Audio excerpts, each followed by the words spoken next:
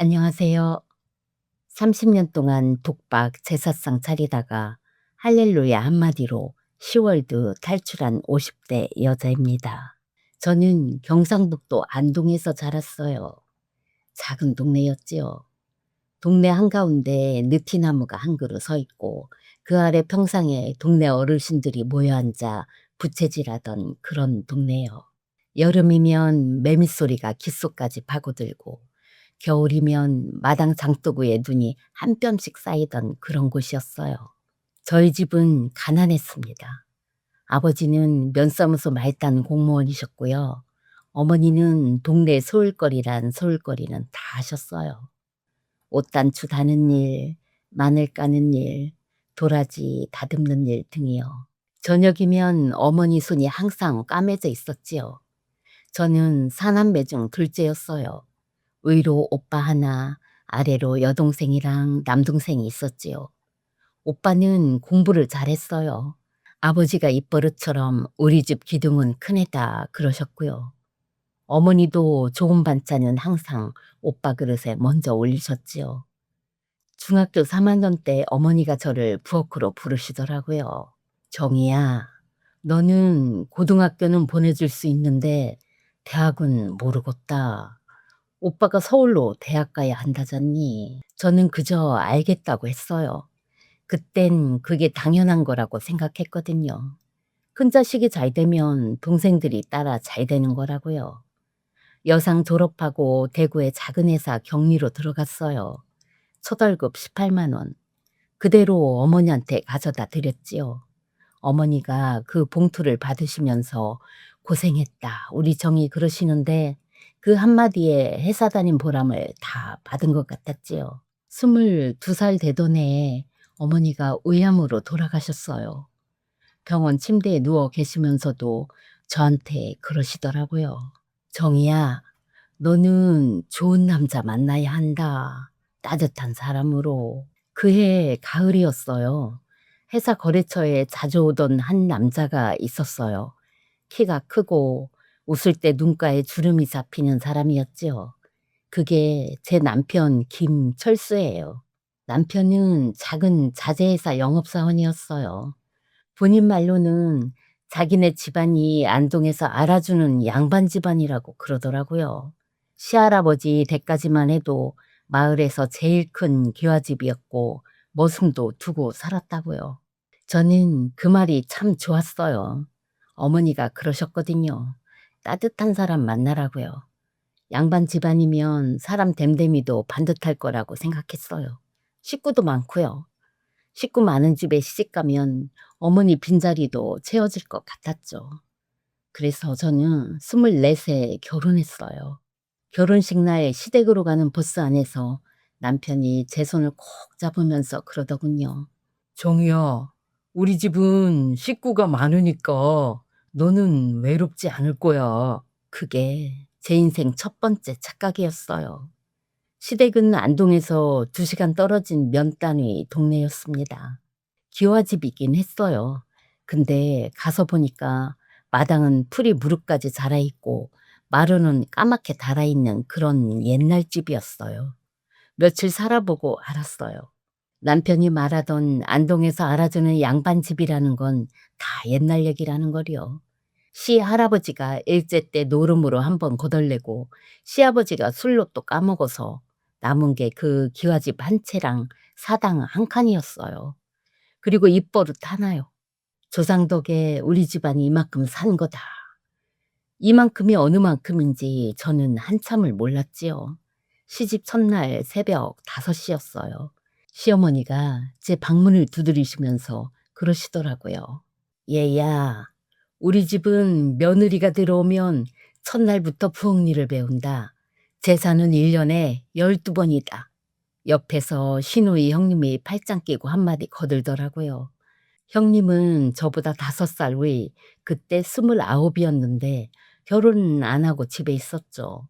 옳게 우리 엄마가 그러셨어. 며느리 정성이 곧 집안의 복이라고. 결혼하고 1년이 채 안 돼서 저는 회사를 그만뒀어요.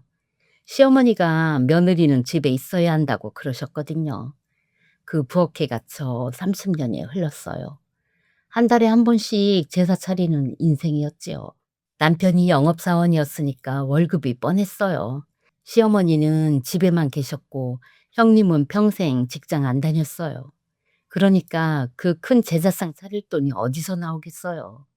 다 제 살림에서 빼는 거지요. 어느 순간 손목 인대가 늘어나서 매일 쑤시더라고요. 병원에 갔더니 손목 터널 증후군이래요. 무릎은 연골 주사를 2번이나 맞았고요. 근데도 제사는 끊이지 않았지요. 5년 전에 시어머니가 돌아가셨는데도요. 왜냐면 형님이 시어머니 자리를 그대로 이어받았거든요.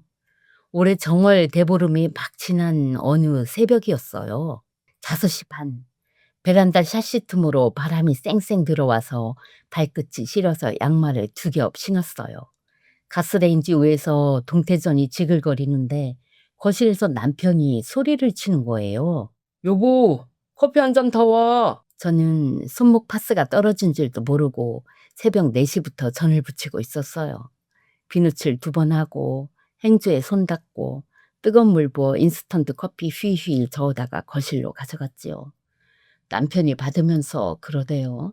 올해는 누나 큰 거로 해라. 네? 누나가 그러는데 작년 문어가 부실해서 조상님이 노하셨대. 저는 멍하니 부엌으로 돌아왔어요. 작년 문어요. 새벽 4시부터 일어나서 데치고 자르고 모양 잡아 올렸던 그 문어가 부실했다는 거예요. 그때 핸드폰이 부르르 떨렸어요. 형님이었어요. 옳게 자고 있는 거야 뭐야. 전 부치고 있어요. 전을 새벽에 부치면 어떡해. 정성이 안 들어가지. 우리 엄마가 그러셨어.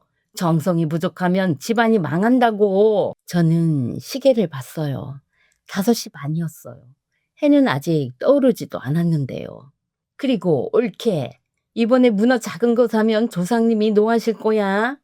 작년에도 그래서 우리 철수가 진급 못한 거 아니야? 네, 형님. 큰 걸로 살게요. 옳게. 이번 할머니 기일 끝나고 곧 아버님 기일이잖아? 그것도 큰 거로 준비해라. 네, 알고 있어요. 그리고 부탁이 하나 있어. 이번 기일 끝나고 우리 셋이 좀 보자. 철수도 같이 의논할 일이 있어. 저는 뒤집개를 행주에 내려놓았어요. 의논할 일이요? 좋은 일이야. 우리 집안 잘 되는 일. 어떤 일인데요? 길 끝나고 만나서 얘기해. 철수한테는 내가 따로 얘기해 놨으니까. 전화가 뚝 끊겼어요. 저는 폰을 한참 들여다봤어요. 좋은 일? 우리 집안 잘 되는 일? 형님이 30년 동안 입에 달고 산 그 말이요. 그 말이 진짜 좋은 일이었던 적은 단 한 번도 없었거든요. 작년에 형님이 좋은 일이라고 한 게 뭐였나 하면요. 시어머니 산소 새로 단장한다고 500만 원 받아간 거예요. 재작년엔 시아버지 비석 다시 세운다고 300만 원 받아간 거였고요. 그때 방에서 딸 시은이가 나왔어요. 28, 결혼 앞두고 있는 우리 딸이에요. 엄마, 또 새벽부터 전 부쳐? 서윤이가 부엌으로 들어와서 제 손을 잡았어요. 손목 안쪽 인대가 부어서 통통한 게 만져졌지요. 엄마, 손목 또 부었네? 괜찮아. 엄마 진짜 이번 제사 끝나고 정형외과 한번 가자, 응? 그래, 알았어. 서윤이가 걱정스러운 얼굴로 저를 한참 봤어요. 그러더니 부엌을 나갔어요. 딸이 방으로 들어가고요. 핸드폰이 또 울렸어요. 형님 카톡이었어요. 시장 사진이었어요. 큰 문어 한 마리가 자판 위에 늘어져 있는데 가격표가 15만 원이었어요. 옳게 이 정도는 사야 해. 작은 거 사면 또 시끄러워. 저는 그 가격을 한참 봤어요. 작년엔 8만 원짜리 샀어요. 그것도 비싸서 한참 망설였는데요. 저는 답장을 보냈습니다. 네, 형님, 큰 걸로 사갈게요. 가스레인지 불을 줄이고 손목에 떨어진 파스를 다시 주워서 붙였어요. 시계를 보니 6시였어요. 시장 가야 할 시간이었죠. 저는 앞치마를 풀어서 의자 등받이에 걸어두고 외투를 챙겨 입고 현관으로 나갔지요. 엘리베이터 안 거울에 비친 제 얼굴을 봤어요. 머리는 푸석푸석하고 눈밑은 거뭇하고 외투에선 동태전 기름 냄새가 났어요. 54. 거울 속 여자가 54이라는 게 안 믿겼어요. 마음은 아직 24에 멈춰 있는데 거울 속 여자는 환갑이 멀지 않았어요. 밖으로 나오니까 새벽 공기가 차가웠어요. 정월 끝자락 입김이 하얗게 나오고요. 시장까지 걸어가는 15분 동안 형님 전화가 자꾸 곱씹어졌어요. 좋은 일, 우리 집안 잘 되는 일, 철수한테는 따로 얘기해놨다. 그중에 제일 마음에 걸리는 건 철수한테는 따로 얘기해놨다 였어요. 30년 살면서 형님이 저한테 직접 못한 말이 뭐가 있겠어요. 욕이고 잔소리고 다 면전에서 했던 사람인데요. 근데 이번엔 따로래요. 시장에 도착했어요. 단골 생선 가게에 들어가서 형님이 사진 찍어 보낸 그 큰 문어를 골랐어요. 15만 원. 저는 잠깐 망설이다가 카드를 내밀었어요. 우리 서윤이 결혼 자금에 한 푼이라도 더 보태고 싶었지만요. 작은 거 사가면 형님 잔소리 폭격이 또 시작될 거니까요. 가게 사장님이 문어를 비닐에 싸면서 그러더라고요. 시은 엄마, 솔직히 너무한 것 같아. 1년에 12번 제사를 무슨 서윤 엄마 혼자 다 차려. 그것도 30년을. 서윤 엄마 인생도 좀 챙겨라. 응? 저는 그냥 웃었어요. 내 인생이요? 그게 어디 있는데요? 30년을 부엌에서 보낸 사람한테 인생이 어디 있겠어요. 시장에서 산정용 소고기랑 나물거리 사고 집으로 돌아왔어요. 시큰거리는 손으로 집 비밀번호를 누르는데 갑자기 문이 안에서 열리는 거예요. 저는 깜짝 놀랐어요. 문을 연 사람이 형님이었거든요. 아침 7시 대바람부터 우리 집에 와 계시더라고요. 형님이 사시는 아파트에서 우리 집까지 차로 40분 걸리거든요. 그 시간에 오려면 새벽 6시쯤 출발했다는 얘기예요. 그 잠 많은 형님이요. 옳게 일찍 다녀왔네. 형님이 이렇게 일찍 어쩐 일이세요? 우리 올케가 제사 준비하느라 고생할 것 같아서 누나가 좀 도와줄까 하고. 저는 형님 얼굴을 한번 봤어요. 30년 동안 형님이 부엌에서 도와준 적이 단 한 번도 없었거든요. 작년 아버님 기일에도 재작년 기일에도 형님은 늘 거실에서 텔레비전만 보다 갔지요. 아유, 형님 마음만으로도 감사해요. 역시나 형님이 부엌으로는 안 오더라고요. 거실 소파에 다리를 꼬고 앉아 텔레비전 채널을 휙휙 돌리고 있었죠. 저는 비닐봉지에서 문어를 꺼내 부엌으로 들고 갔어요. 근데 갑자기 형님이 부엌으로 오더니 냉장고 문을 활짝 여는 거예요. 형님이 냉장고안을 한참 들여다보더니 그러더라고요. 옳게, 이 과일들 씨알이 왜 이래? 제사상에 올릴 사과는 큰 걸로 사야지. 형님, 그건 우리 식구들 먹을 거예요. 제사상에 올릴 건 따로 살 거예요. 그래도 그렇지. 며느리가 사오는 과일이 이렇게 부실해서 어떡해. 아버지가 살아계셨으면 한숨 쉬셨을 거다.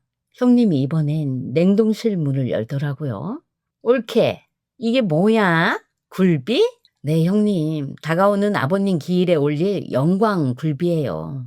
친정 동생이 영광 다녀오면서 사보낸 거였어요. 한 두릅에 25만 원짜리요. 친정 동생이 큰 제사 때 쓰라면서 보내준 거였지요.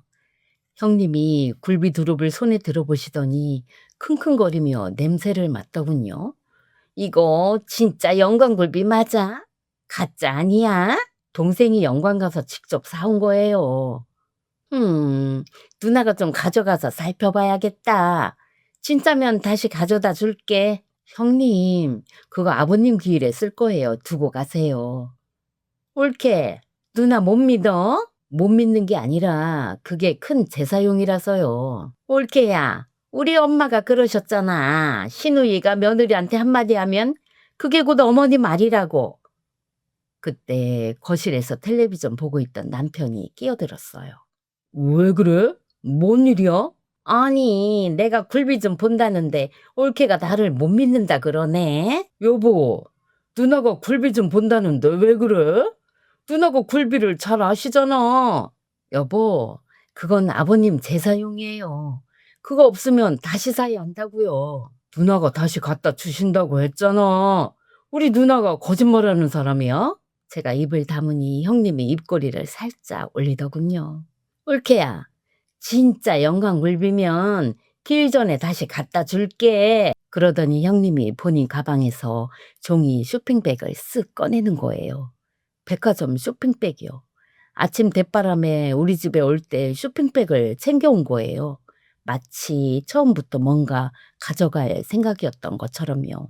25만 원짜리 영광굴비가 백화점 쇼핑백 안으로 사라지는 그 광경을 멍하니 보고 있는데 형님이 또 그러더군요. 올케야, 점심은 뭐 먹을 거야? 내가 좀 시장하네. 9시쯤이었어요. 누가 이 시간에 점심을 먹나요? 어이가 없었지만 형님이 차려달라니 차려드려야지요. 저는 서둘러서 갈치조림, 굴비구이, 시금치 무침, 콩나물 무침, 김치, 그리고 갓 지은 밥을 차렸어요. 형님이 식탁에 앉으면서 그러더군요. 어머, 올케야. 나 다이어트 중인데 이렇게 차리면 어떡해? 갈치조림은 너무 기름지고 굴비도 너무 짜잖아. 저는 멈칫했어요. 그럼 뭐 드릴까요? 아니, 뭐 이미 차렸는데 어쩌겠어. 근데 올케야, 너도 좀 다이어트 좀 해야겠다. 50대 여자가 살이 그렇게 찌면 안 좋아. 본인은 그러면서 살이 통통하게 오른 갈치 가운데 토막을 본인 그릇으로 옮기고 있었지요. 그러다가 콩나물을 한 젓가락 먹더니 그러더라고요. 아유, 콩나물 무침 짜다. 올케, 간 좀 봐가면서 해. 넌 30년 했는데 아직도 간을 못 맞춰? 저는 콩나물 무침을 한 젓가락 들어 입에 넣었어요. 짜지 않았어요. 평소처럼 만든 거였어요. 근데 형님이 짜다고 하시면 짠 거예요. 30년 동안 그래왔어요. 네, 형님. 다음엔 더 신경 쓸게요. 올케야, 30년이면 안주인 노릇 제대로 해야지. 그래야 우리 집안이 잘 되지 않겠어? 그래서 하는 말인데, 다가오는 아버지 길 끝나고 한 달 뒤에 시제 있는 거 알지? 올해는 우리가 시제 음식은 맡기로 했어. 저는 숟가락을 놓았어요. 형님, 시제 음식을 우리가요? 응, 내가 지난주에 종친에 다녀왔잖아. 거기서 우리 집안 울신으로 해 우리가 본을 보여야 한다고 그랬어. 어차피 너 하는 김에. 그 말이 가슴에 박히더군요. 30년 동안 1년에 12번 제사 차렸어요. 시제 음식은 일반 제사보다 2배는 많고 묘소까지 들고 가야 하니까 따로 또 싸야 해요. 그걸 형님이 종친에 가서 본보이겠다고 약속하고 와서 정작 음식은 저한테 차리라는 거예요. 형님, 시제는 종손집에서 차리는 게 맞지 않나요? 남편이 옆에서 끼어들었어요. 여보, 누나가 종친에 가서 약속한 건데 왜 그래? 우리 집 제사도 너무 많은데. 여보, 누나가 우리 집안 우에서 하시는 거잖아. 너 왜 그래 요즘? 남편이 저를 노려보고 있었어요. 결혼하고 30년 만에 처음 보는 눈빛이었죠. 늘 텔레비전만 보던 눈, 누나 말에 끄떡이기만 하던 눈, 저한테는 거의 시선도 안 주던 눈이요. 그 눈이 처음으로 저를 정면으로 노려본 거예요. 마치 눈화편을 안 들면 큰일 난다는 듯이요. 저는 그 눈빛을 보면서 입을 다물었어요. 밥을 다 먹고 형님이 식탁에서 일어나면서 그러더라고요.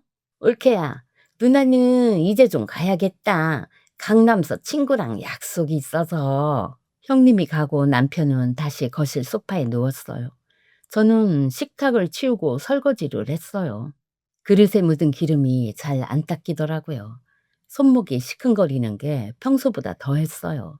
그릇을 닦으면서 자꾸 형님 마지막 말이 귓가에 맴돌았습니다. 형님이 강남에 친구가 있다는 얘기를 단 한 번도 들은 적이 없거든요.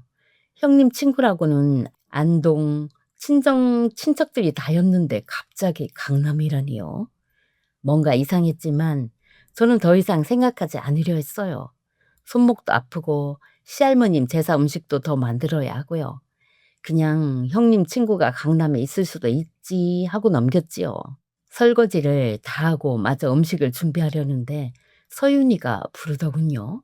"엄마, 잠깐 내 방으로 좀 와봐." 서윤이 목소리가 평소랑 좀 달랐어요. 가라앉아 있었거든요. 방에 들어가니 서윤이가 노트북 화면을 저한테 돌리더군요. 은행 어플 화면이었어요. 우리 둘이 같이 묶어둔 결혼자금 통장이었고요. "엄마, 이것 좀 봐봐." 저는 안경을 다시 썼어요. 화면을 들여다봤어요. 잔액칸에 적힌 숫자가요. 4,800만 원이었어요. 저는 그 숫자를 봤는데도 이해가 안 갔어요. 분명히 저번까지 통장에 1억 5,400이 있었거든요. 그게 갑자기 4,800이라니요? 1억이 어디로 갔다는 거예요? "서윤아, 이거 화면이 잘못 나온 거 아니야? 엄마, 출금 내역 좀 봐봐." 서윤이가 화면을 아래로 스크롤했어요. 출금 내역이 길게 늘어서 있었지요. 세 번에 나눠서 빠져나가 있었어요. 3천만 원, 4천만 원, 3천만 원, 합쳐서 1억이요. "이거 언제? 엄마, 출근한 사람 이름 좀 봐봐." 저는 출금자 이름 칸을 봤어요. 김철수. 제 남편 이름이었어요. 이게 무슨 일이야? "엄마, 이 통장에 아빠 이름도 등록돼 있어. 결혼 자금 정리하기 편하게 하려고 옛날에 엄마가 같이 등록해 놨잖아. 그래서 아빠가 마음대로 뽑을 수 있었던 거야." 저는 노트북을 침대에 내려놓고 거실로 나갔어요. 남편은 소파에 누워서 코를 골다 깨서는 저를 흘끗 보더라고요. "여보, 일어나 봐요." "왜 그래?" 통장 결혼자금 통장에서 돈이 빠져나갔어요." 남편은 그제야 소파에서 몸을 일으켰어요. 근데 그 표정이요. 놀라는 표정이 아니었어요. 마치 올게 왔다는 그런 표정이었죠. 그거? 그거가 뭐예요?" "1억이 빠졌어요. 우리 서윤이 결혼 자금이라고요." "1억이 빠졌어요." "진정해. 누나가 다 잘 되는 일이라고 했어." 저는 그 말을 듣고 멈췄어요. "누나라니요?" "누나가 전 투자처를 알고 있다고 그래서 같이 투자하면 1년 안에 2배 된다고 그러더라고.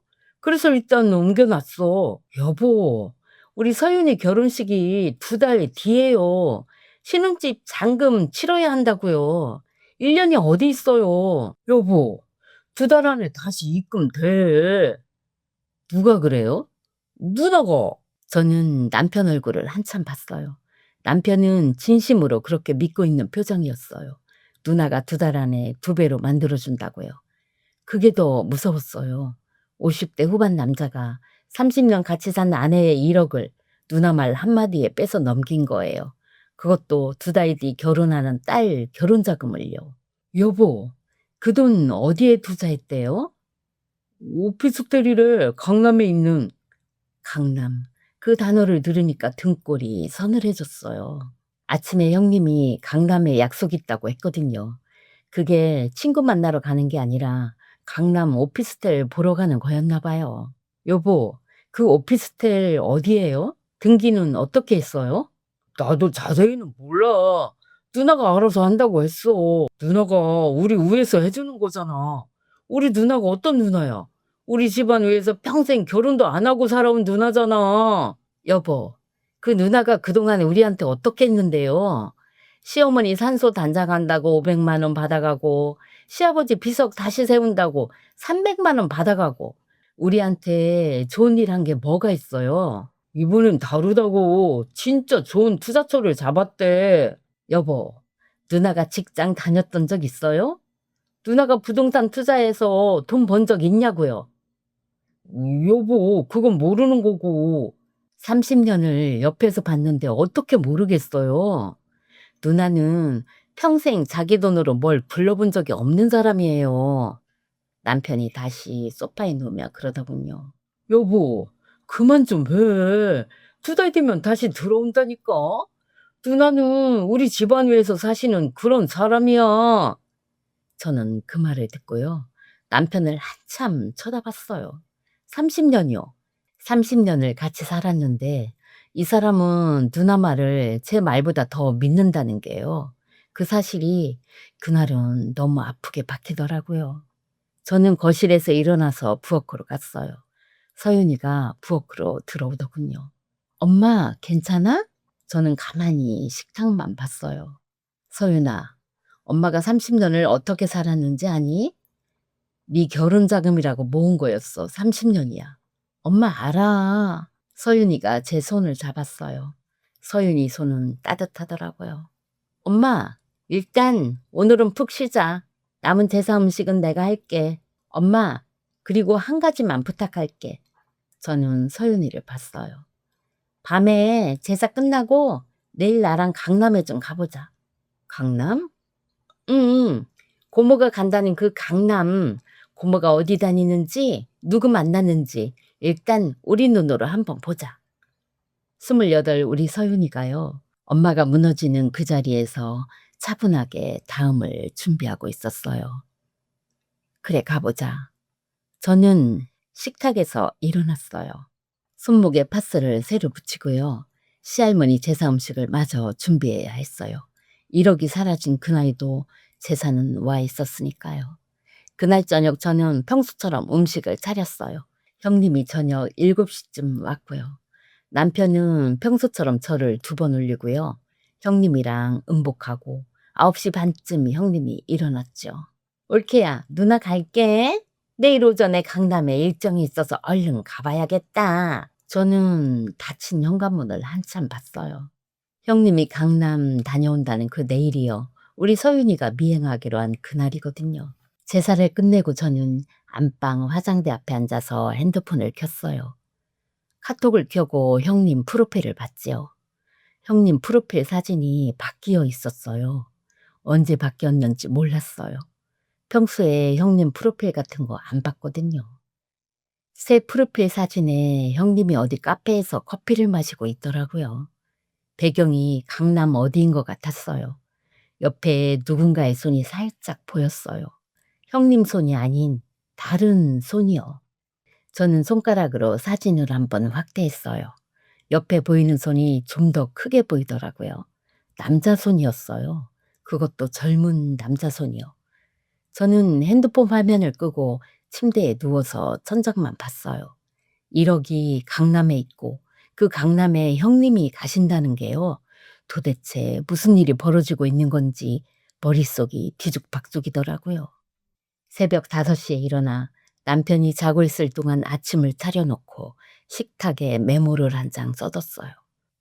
"여보, 서윤이랑 백화점 좀 다녀올게요." 거짓말이었죠. 30년 결혼 생활에 남편한테 거짓말 써놓고 나간 게 그날이 처음이었어요. 은근 떨리더군요. 아침 6시에 서윤이랑 둘이 집을 나섰어요. 정월 끝자락 바람이 칼날 같았지요. 입김이 하얗게 나오는데 외투깃을 끝까지 올려도 목덜미가 시렸어요. 택시를 잡아서 형님 아파트 앞으로 갔어요. 길 건너편에 택시를 세우고 형님 출입구를 지켜봤지요. 서윤이가 핸드폰을 꽉 쥐고 있었고요. 저는 무릎에 손을 올린 채 그 출입구만 봤어요. 심장이 가만히 안 있더라고요. 콩닥콩닥 뛰는 게 옆에 앉은 서윤이한테 들릴까 봐 무서울 정도였어요. 7시 반, 형님이 아파트에서 나왔어요. 근데 형님 모습을 보고 그 자리에서 입이 떡 벌어졌어요. 머리는 단발머리처럼 쫙 펴서 빗었고요.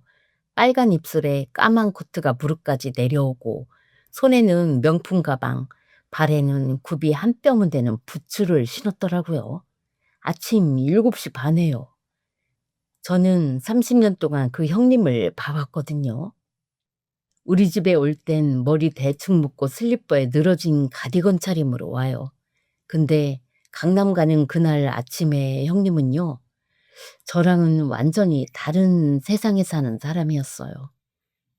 "서윤아, 저 사람 진짜 고모 맞아?" "헐. 맞아 엄마. 고모가 맞아." 저는 옆에 앉은 우리 서윤이 손을 꽉 잡았어요. 서윤이 손도 떨고 있더라고요. 형님이 택시를 잡았어요. 저희는 바로 따라갔죠. 택시가 한참 달려서 강남에 도착했어요. 형님 택시가 어느 큰 백화점 앞에 서더군요. 형님이 택시에서 내리는데 백화점 입구에 어떤 남자가 서서 형님을 기다리고 있었어요. 서윤이가 바로 핸드폰을 꺼내서 몰래 사진을 찍었습니다. 근데 그 남자 말이에요. 40살도 안 되어 보였어요. 키가 크고 후드티에 가죽 자켓을 입었더라고요. 우리 동네에서는 단 한 번도 본 적 없는 그런 차림이었어요. 형님이 그 남자한테 다가가는데 그 남자가 형님 어깨에 손을 척 올리더군요. 그랬더니 형님이 그 남자를 바라보며 눈꼬리를 휘어가며 웃는 거예요. 언니들, 그 웃음이요. 30년 동안 우리 집에서 한 번도 본 적 없는 웃음이었어요. 그 미소를 보는데 저는 입을 손으로 막았어요. 욕이 튀어나올 뻔했거든요. 둘은 히히덕거리며 백화점 안으로 들어가더군요. 저랑 서윤이도 거리를 두고 따라 들어갔어요. 우리는 마스크를 코까지 끌어올렸지요. 형님과 그 남자는 명품관 1층 어느 매장 안으로 들어가더군요. 저랑 서윤이는 매장 맞은편 통로 기둥 뒤에 숨어 지켜봤지요. 형님이 가방 하나를 골라서 그 남자한테 보여줬어요. 남자가 고개를 끄덕이니까 형님이 또 다른 가방을 골랐지요. 그러더니 결국 세 개를 카운터에 올려놓더라고요. 가방 세 개요. 저는 옆에 있는 서윤이한테 속삭였어요. 서윤아, 저 가방 하나에 얼마야? 서윤이가 핸드폰으로 매장 이름을 검색했어요. 가방 가격이 화면에 떴는데요. 한 개에 500만 원 하는 거였어요. 저는 그 가격을 듣고 다리가 후들거렸어요. 500만 원짜리를 3개나 사는 거예요. 제가 사온 사과가 부실하다고 한숨 쉬던 그 형님이요. 그 형님이 500만 원짜리 가방 3개를 본인 카드로 결제하는 거예요. 서윤이가 매장 유리창 너머로 동영상을 찍었어요. 형님이 카드 긁는 그 장면이요. 결제가 끝나고 두 사람이 매장에서 나왔어요. 쇼핑백 3개는 그 젊은 남자가 들었고요. 형님은 그 남자 팔짱을 끼고 있었죠. 평생 결혼도 안 하고 우리 집안 위에 살아오셨다는 그 누나가요. 어느 모르는 남자 팔에 팔짱을 끼고 걸어가는 거예요. 기둥 뒤에서 그 모습을 보는데 손에서 식은땀이 흐르더라고요. 두 사람은 백화점 밖으로 나가 택시를 타더군요. 우리도 곧바로 다른 택시를 잡았지요. 택시 안에서 서윤이가 그러더군요. 엄마, 끝까지 봐보자. 저는 고개를 끄덕였어요. 입이 안 떨어지더군요. 택시가 또 한참 달렸어요.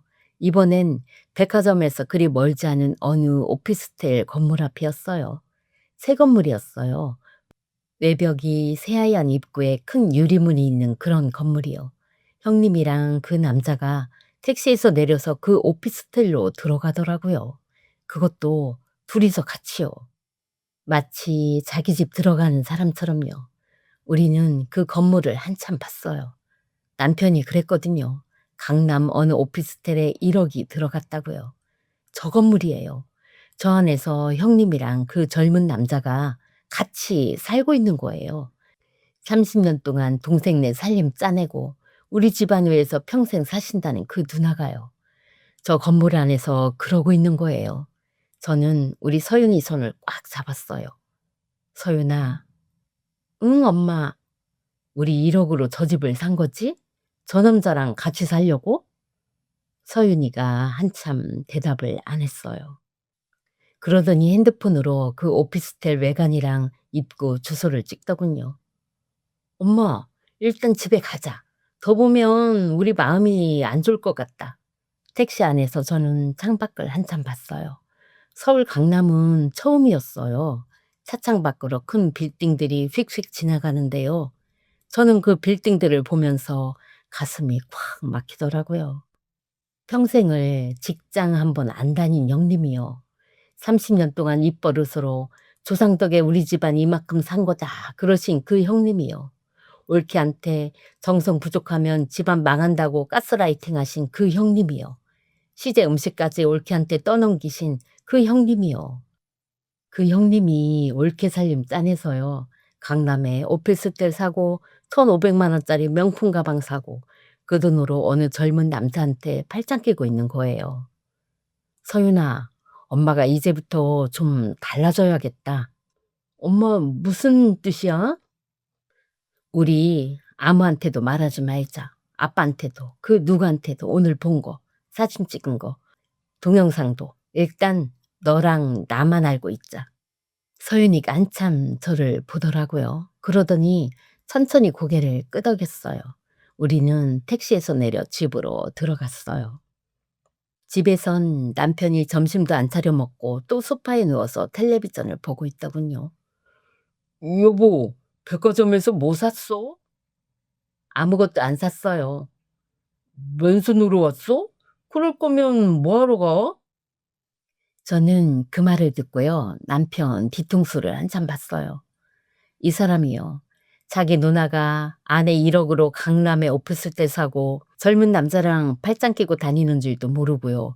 소파에 누워서 텔레비전이나 보면서 마누라 빈손으로 왔다고 타박하는 사람이에요. 저는 그제야 알았어요. 이 집에서 제게 가장 큰 적은 형님이 아니에요. 진짜 적은 30년 동안 자기 누나만 믿고 살아온 바로 이 남자예요. 남편이 또 텔레비전을 보면서 그러더라고요. 누나한테 전화 왔어. 다음 주 아버님 제사 음식 너무 작게 하지 말래. 큰 거로 하래. 저는 잠시 멈췄어요. 그리고는 천천히 입을 열었지요. 네, 알았어요. 큰 거로 할게요. 그래, 누나 말 잘 들어. 누나가 다 우리 위해서 그러시는 거야. 저는 외투를 옷걸이에 걸고요. 안방으로 들어갔어요. 안방문을 닫았어요.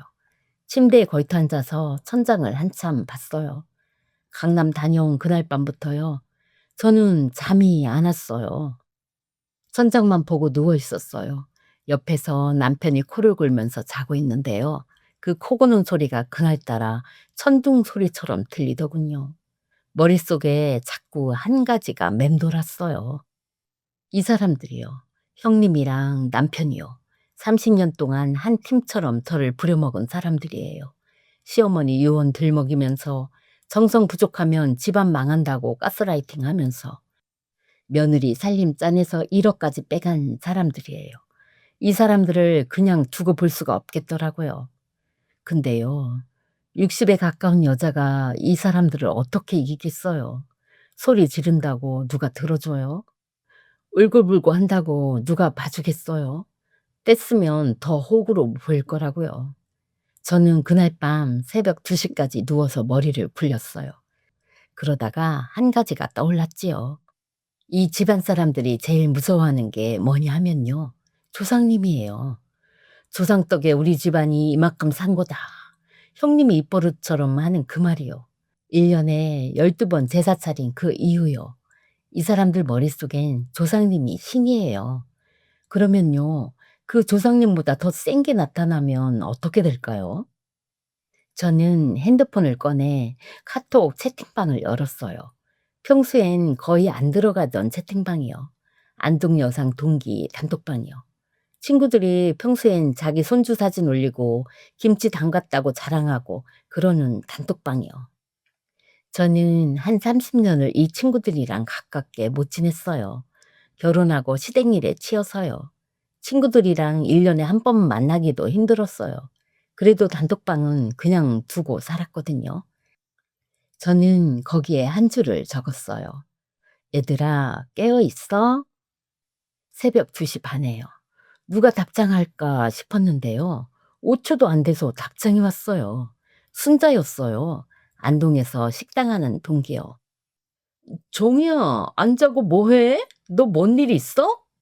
저는 그 답장을 보고 눈물이 핑 돌았어요.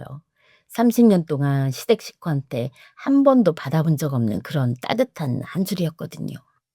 또 한 명이 답장을 보냈어요. 서울 사는 혜경이에요. 평생 모태신앙으로 자라서 어느 큰 교회 권사로 다니는 친구예요. 종이야, 무슨 일 있구나? 말해봐.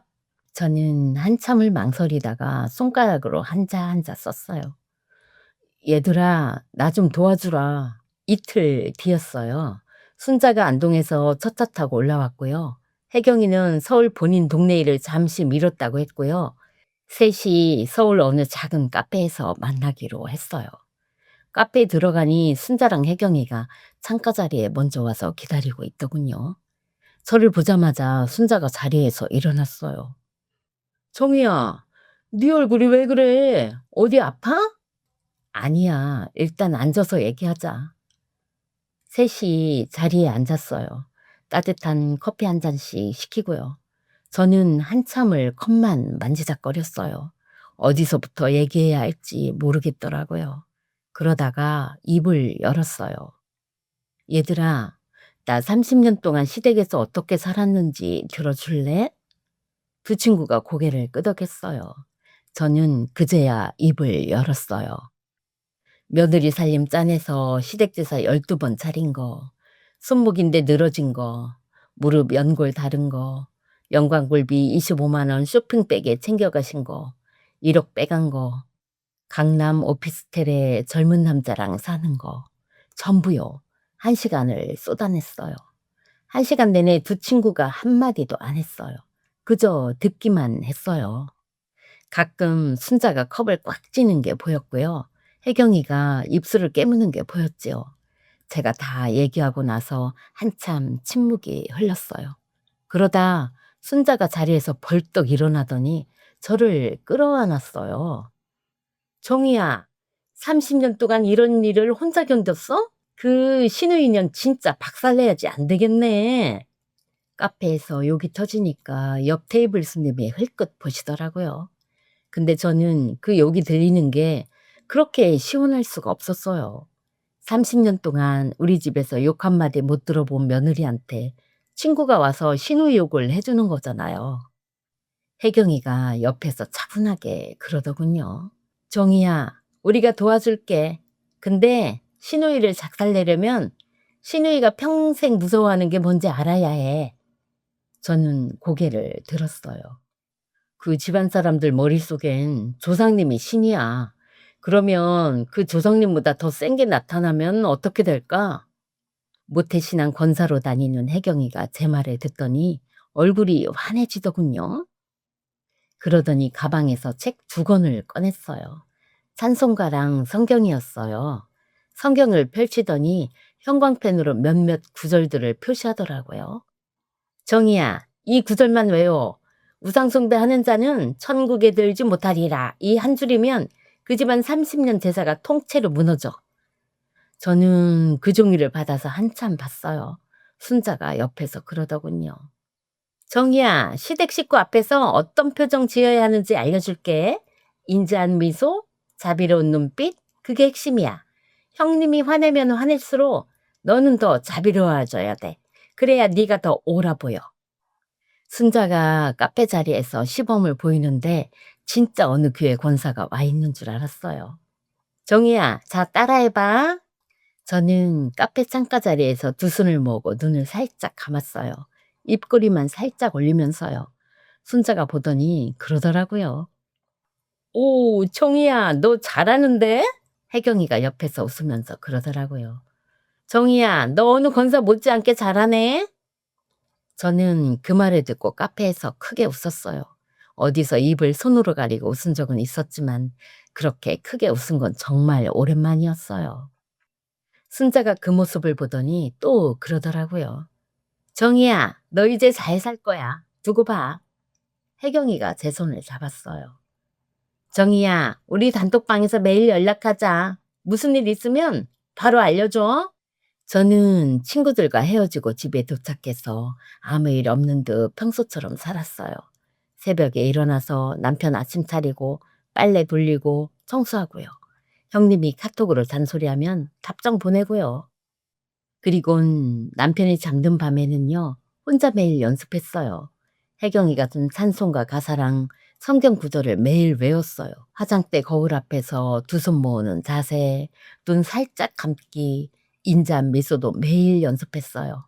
처음엔 어색했는데 사흘쯤 되니 익숙해지더라고요. 단톡방에선 매일 친구들이 응원 메시지를 보내줬고요. 어느덧 아버님 제사가 사흘 앞으로 다가왔어요. 평소처럼 새벽에 일어났지만 저는 주방으로 가는 대신 거실 오디오 앞에 섰어요. 그리고 아침마다 형님이 조상님 기운 받아야 한다며 틀어대던 국악 테이프를 빼버렸지요. 대신 찬송가 CD를 넣고 볼륨을 최대한 높였지요. 할렐루야, 우리를 구원하신 웅장한 찬송가가 거실 가득 울려 퍼지자 안방에서 부스럭거리는 소리가 들렸어요. 남편이 잠옷바람으로 거실에 나오더라고요. 이게 뭐야? 새벽부터 웬 찬송가? 너 미쳤어? 전 대답 대신 식탁 의자에 정자세로 앉아 성경책을 펼쳤어요. 그리고 아주 인자한 세상 모든 것을 용서한다는 듯한 미소를 지으며 남편을 바라봤지요. 여보, 목소리 낮춰요. 지금 기도 중이잖아요. 뭐? 기도?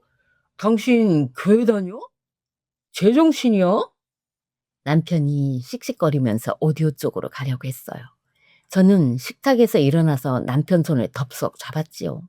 평생 전을 붙이고 나무를 붙이느라 마디가 굵어진 제 손에 힘을 꽉 줬어요. 남편이 당황한 듯 눈을 크게 뜨더라고요. 30년 결혼 생활에 제가 남편 손을 그렇게 꽉 잡아본 적이 없었거든요.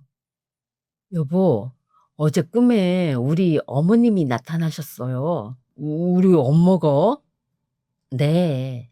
어머님이 하얀 옷을 입으시고 빛나는 얼굴로 제 손을 잡으시더니 그러시더라고요. "정희야, 이제 우상숭배 그만하고 하나님 자녀가 되어라. 그래야 우리 집안이 살고 우리 서윤이가 산다." 그러시대요. 뭐? 엄마가 왜 갑자기 그런 소리를 해? 당신 진짜 어디 아파? 아니요. 전 지금 그 어느 때보다 정신이 맑아요.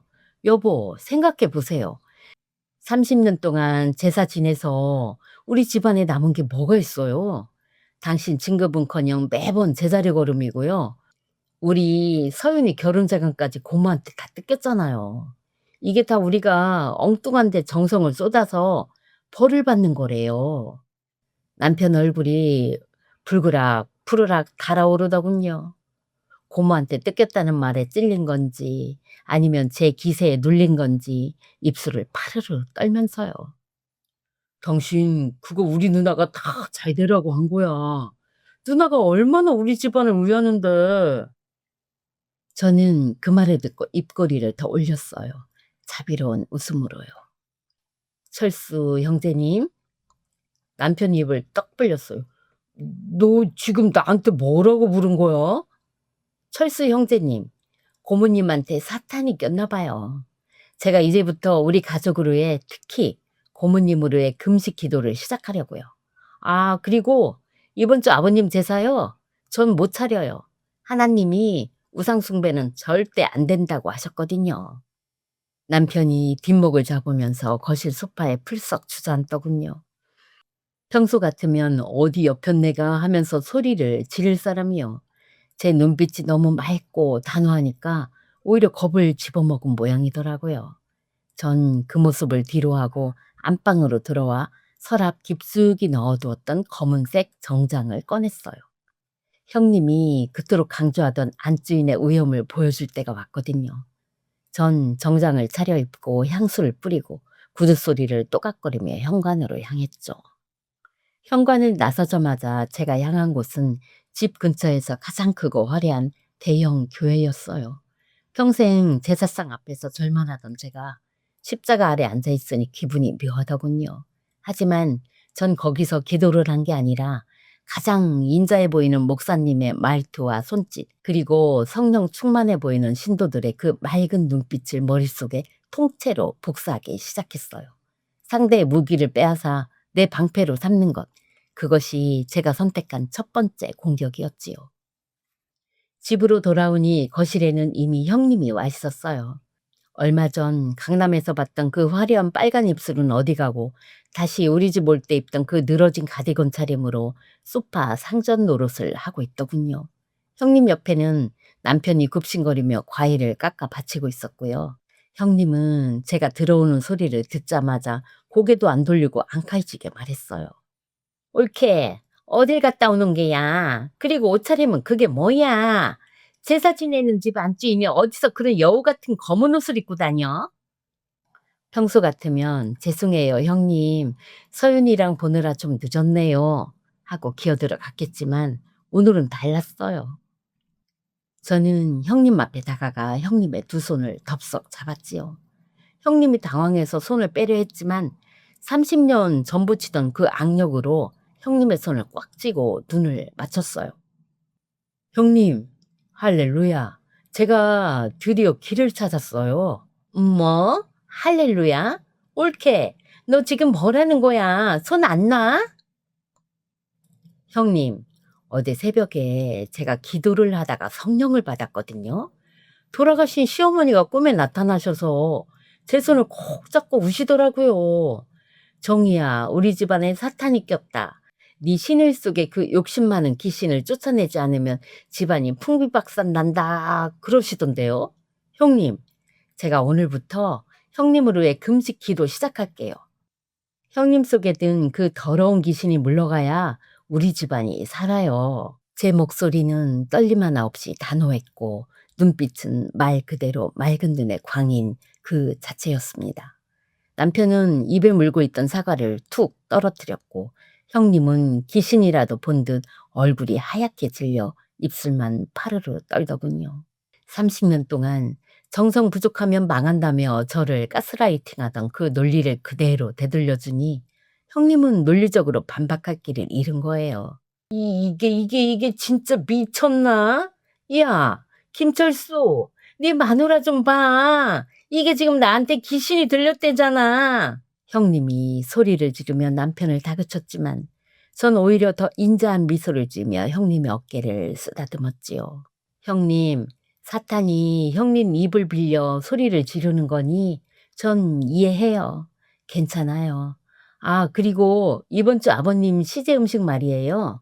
제가 기도 중에 응답을 받았는데 조상님 제사상 차리는 게 다 우상숭배라더군요. 하나님이 노하셔서 우리 집안 돈이 자꾸 새어나가는 거래요. 그래서 전 이번 시제부터 음식 안 하기로 했어요. 대신 제가 시제날 산소 앞에서 형님을 위한 통성 기도를 크게 해드릴게요. 형님 속에 든 사탄이 아주 기겁해서 도망가도록요. 너 진짜 제사 안 지내겠다는 거야? 이 집안 뿌리를 뽑겠다는 게야? 뿌리는 하나님이 내려주시는 거죠, 형님. 아참, 형님, 강남에 친구 만나러 자주 가신다면서요? 거기 오피스텔이 참 터가 안 좋대요. 음기가 강해서 젊은 남자 귀신이 붙기 딱 좋은 곳이라는데. 형님 혹시 거기 자주 가시는 거 아니죠? 제가 형님 걱정돼서 그래요. 우리 집안 돈 1억이 거기서 귀신한테 홀려 사라지면 안 되잖아요. 그쵸? 제 입에서 강남, 오피스텔, 젊은 남자, 1억이라는 단어가 조각조각 튀어나올 때마다 형님의 눈동자가 지진이라도 난 듯 격렬하게 흔들렸어요. 형님은 뒷목을 잡으며 소파에 쓰러지듯 앉더니 가방을 챙겨 허겁지겁 일어났지요. 나 갈래. 얘 진짜 미쳤다. 철수야, 네 마누라 정신병원에 쳐놨든가 해라. 나 혈압 올라서 못 있겠다. 형님이 도망치듯 현관문을 열고 나가는 뒷모습을 보며 전 끝까지 손을 흔들며 외쳤어요. 형님, 내일 새벽 기도회 때 봬요.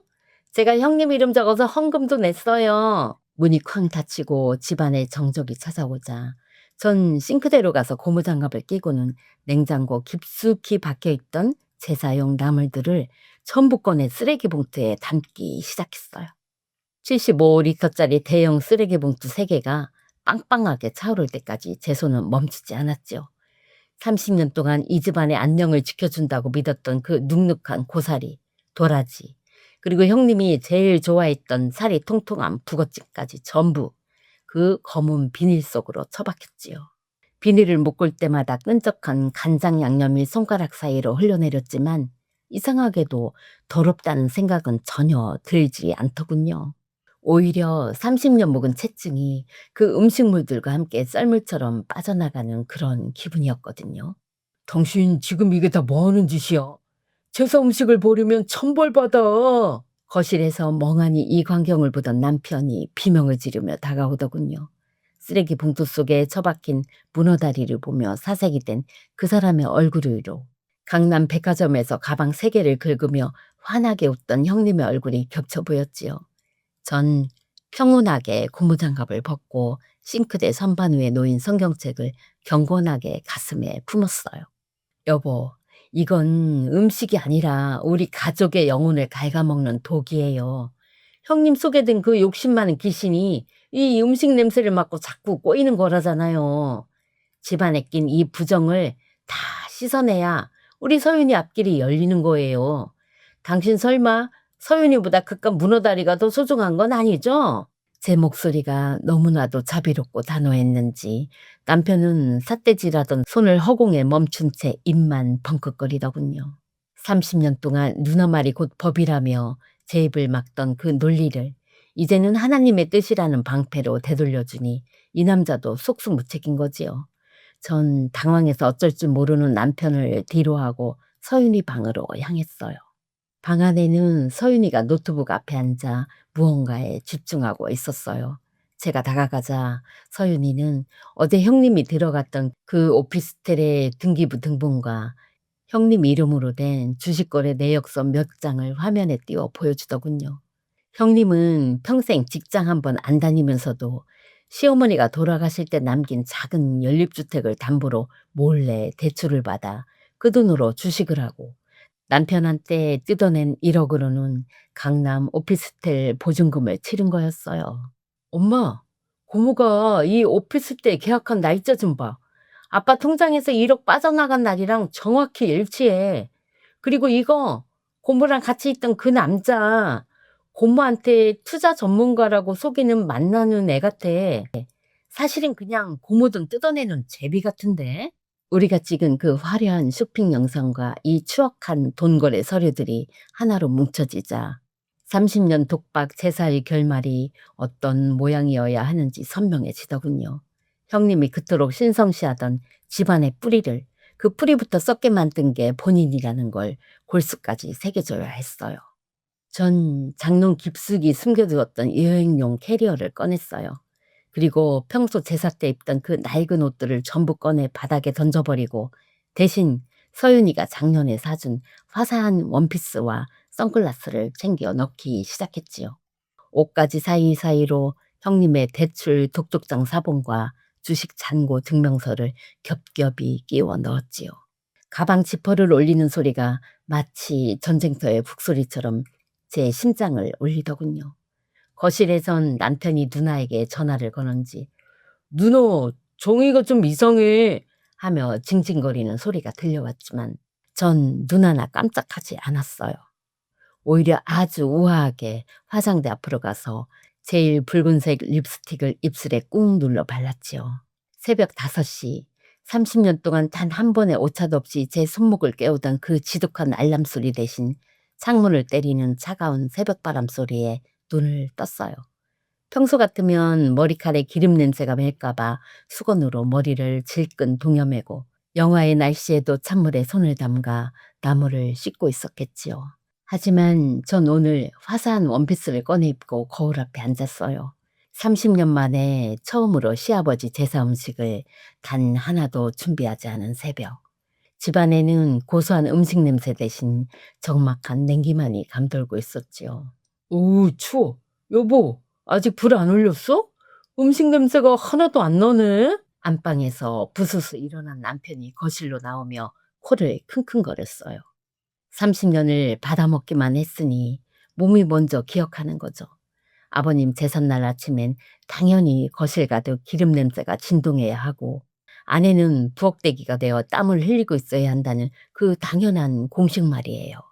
전 거실 거울을 통해 멍청하게 서 있는 남편을 빤히 쳐다보며 아주 차분하게 입술에 붉은 치를 더했지요. 여보, 제가 말했잖아요.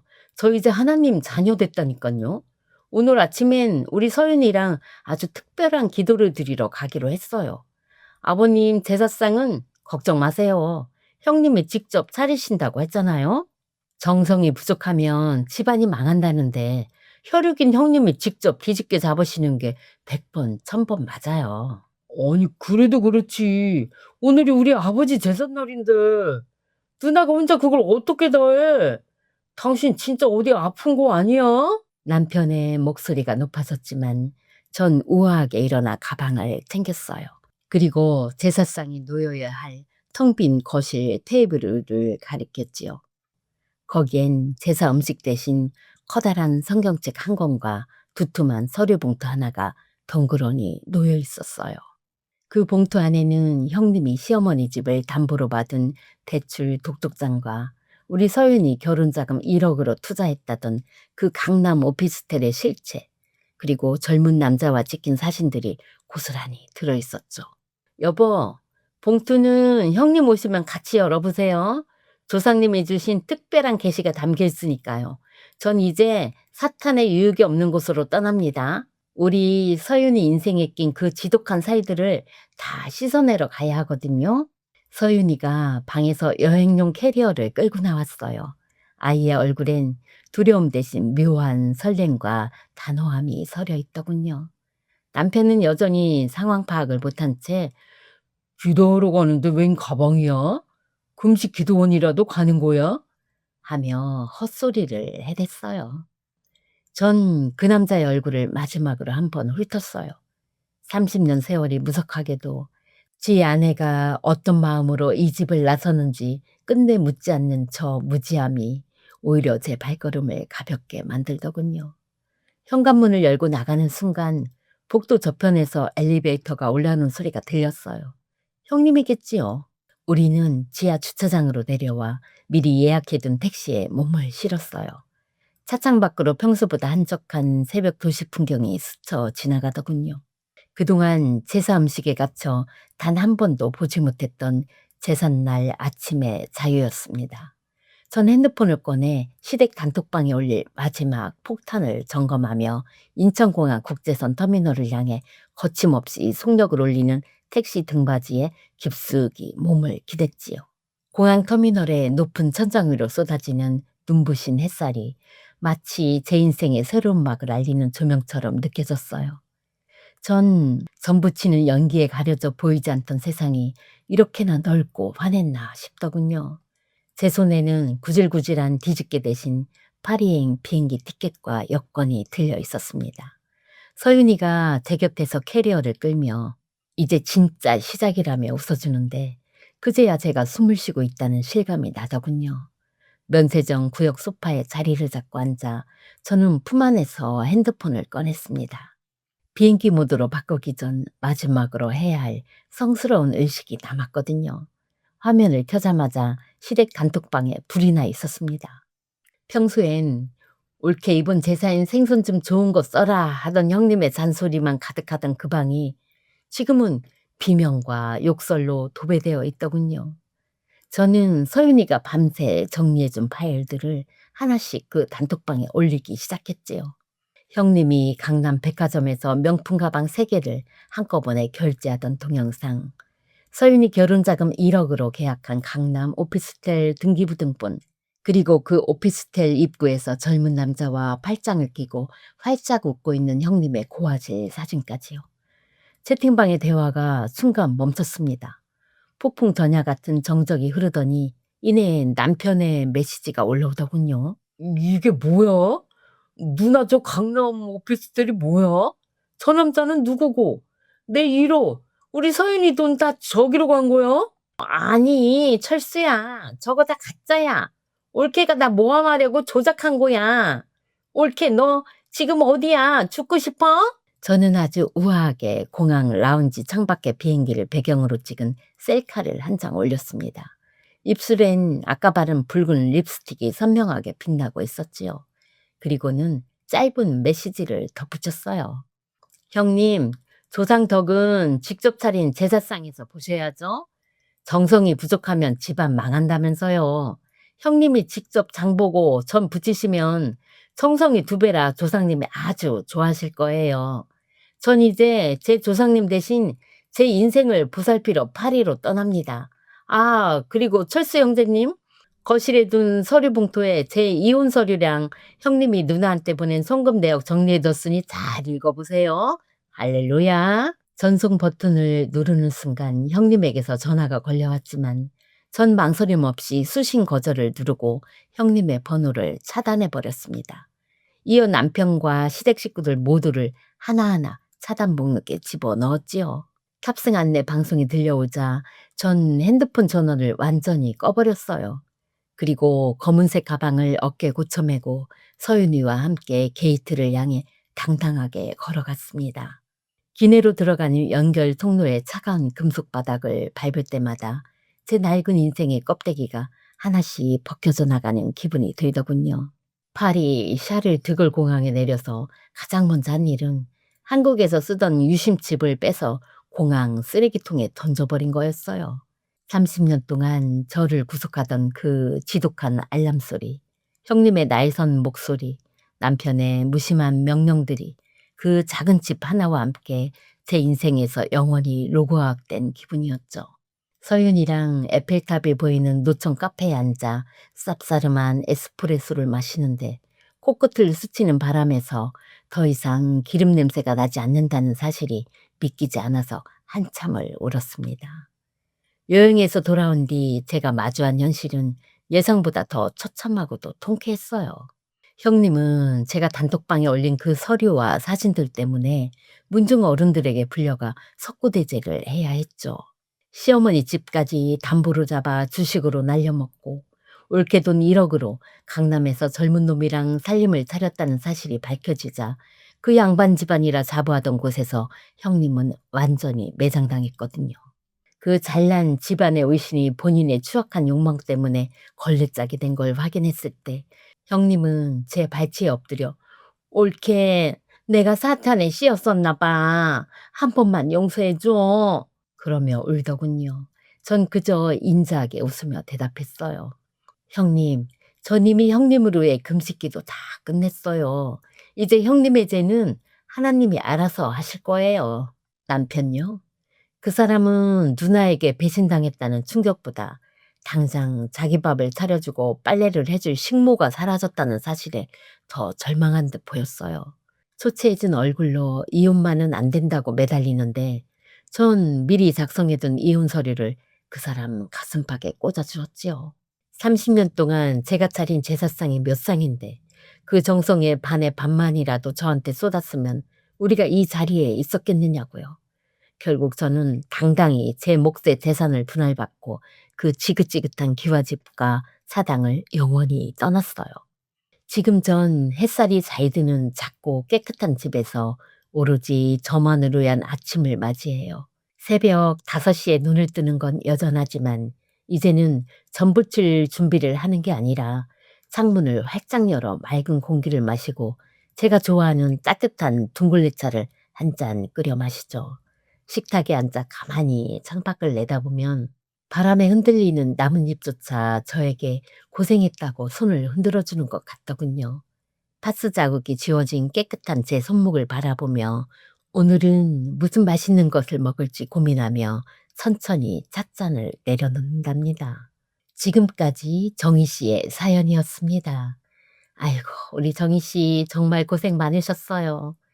사연을 읽는 내내 제 가슴이 다 얼려서 몇 번이나 멈췄는지 모릅니다. 30년 그 세월 동안 뒤집개 하나에 인생을 다 걸고 기름 냄새를 훈장처럼 달고 사셨을 우리 정희 씨의 구분등이 보이는 것만 같아서요. 지금 이 사연 들으면서 설거지통에 손 담그고 계신 우리 언니들, 혹은 거실 불 끄고 홀로 누워 긴밤 지새우는 언니들, 다들 같은 마음이시죠? 우리 세대 여자들 참 미련하게 살았잖아요. 조상덕 봐야 한다. 며느리 정성이 집안 복이다라는 그 말 같지도 않은 굴레에 묶여서 내 손마디가 굵어지는 줄도 모르고 남의 조상 상차림에 진액을 다 쏟아부었으니까요. 정희 씨가 "나 이제 하나님 자녀 됐어라고 외쳤을 때 저는 그게 단순히 복수를 위한 연기만은 아니었을 거란 생각이 들어요. 그건 30년 동안 감옥 갔던 부엌에서 나를 꺼내달라는 정희 씨 영혼의 절규였을 거예요. 문득 그런 생각이 드네요. 정희 씨가 개종 선언을 할 때 핑계 삼았던 시어머니 말이에요. 근데 만약에 친정엄마가 정희 씨 꿈에 나타나셨다면 아마 이런 말씀을 전하지 않으셨을까요? "정희야, 내 강아지 그동안 그 집 귀신들 먹여 살리느라 참 애썼다. 이제 그만하면 됐다. 제사상에 올릴 문어 씨알 굵은 거 찾지 말고 네 입에 들어갈 따뜻한 밥 한 숟갈 성석껏 차려 먹으렴. 나는 네가 남의 집 며느리 말고 그냥 내 딸 정의로 웃으며 사는 게 내 최고의 복이다. 음. 언니들, 오늘 밤은 우리 스스로에게 이 말을 꼭 해줬으면 좋겠어요. 애썼다. 참 잘 버텼다. 정희 씨처럼 당장 파리로 날아갈 순 없어도 내일 아침엔 나르르의 제일 예쁜 찻잔을 꺼내 놓자고요. 내 인생의 봄날은 누가 가져다 주는 게 아니라 내가 내 손목에 파스를 떼어낼 때 시작되는 법이니까요. 오늘 사연이 여러분의 꽉 막힌 가슴을 조금이나마 뚫어주었다면 저에게는 그것만큼 큰 보람이 없겠습니다. 사연 보내주신 정희 씨 앞날에 늘 평안히 함께하길 빌겠어요. 지금까지 친정엄마의 사이다 라디오였습니다. 오늘도 여러분 수고 많으셨어요. 사랑합니다.